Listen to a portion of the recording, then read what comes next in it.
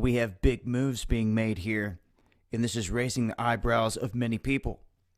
Some are saying, careful what you wish for. Others would say it goes right along with the propaganda that's pushed to basically achieve the goals of what this administration wants.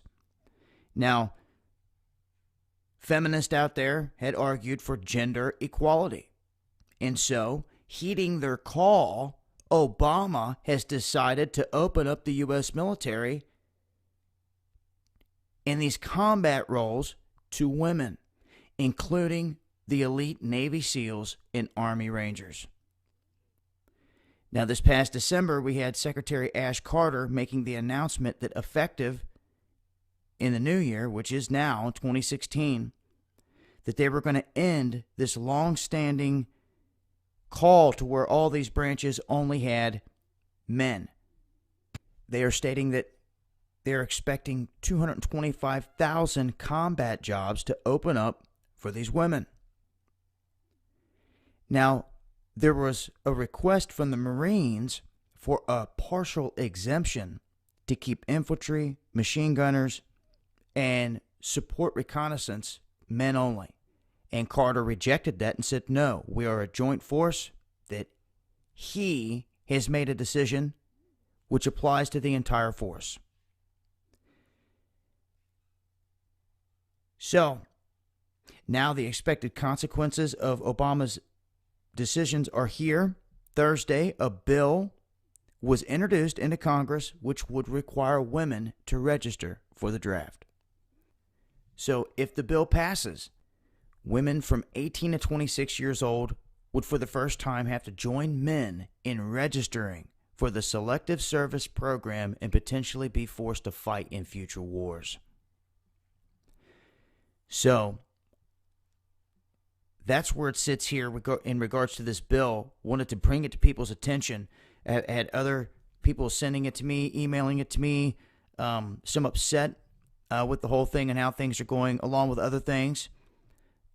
Feeling that their children, male or female, shouldn't be forced into a draft to fight for some beast war machine going around the globe murdering people.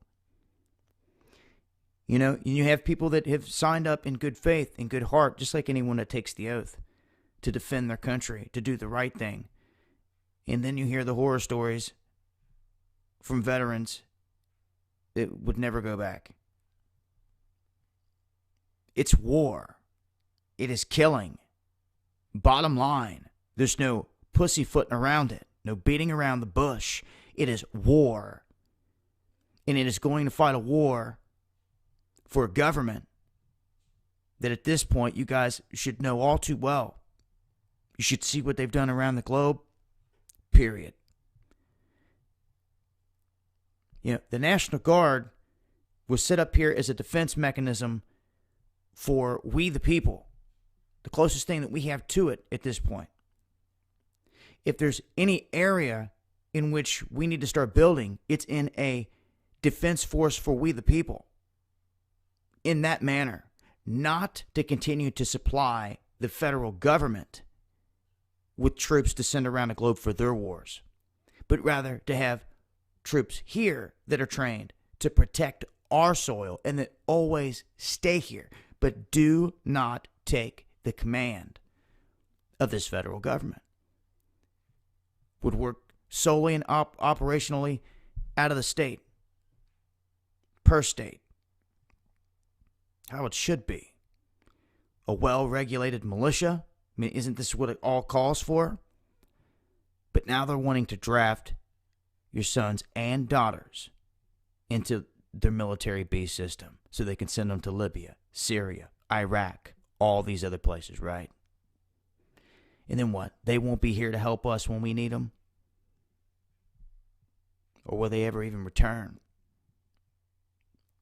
I'd much rather fight for my country right here in my country and stand my ground here, because they send them all off everywhere else. We're going to have no one here to fight for us. Nothing but these Russian and Chinese troops they want to keep slipping in, right? This is DAHBOO7.